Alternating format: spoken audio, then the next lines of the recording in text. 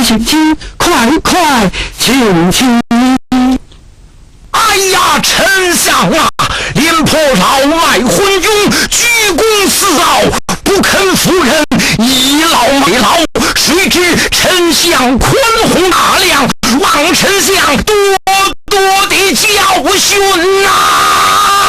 哎呀，老将军，我人都是赵国的大臣，将军体谅，我依然万分感激，怎么还前来陪你？